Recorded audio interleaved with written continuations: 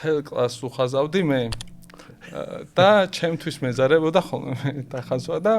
ამ მასწავლებელს ეგონა რომ ანუ ყველაზე უნიჭო ვიყავით. აი რომ ეთყოდი რომ ნუ აქ 5 და იმ საგანში 4 მივიღე და ეს ბებია ჩემიცე ვაიმე ბებო ეგ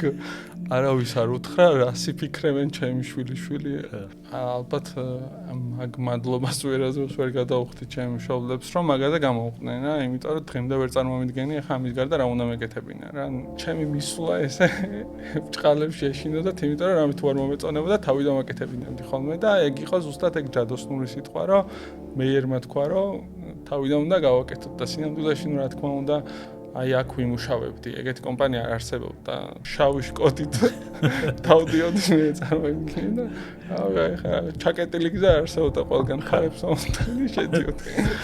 ეგ უფრო გამიღვივდა ეგ განცდა რომ მე შემიძლია ამის გაკეთება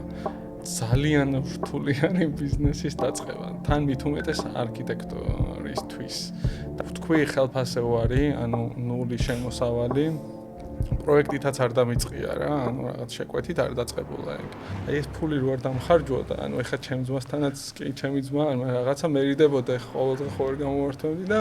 რაღაც ის მქონდა რომ 20 ლარი მყოფნი და 3 დღე.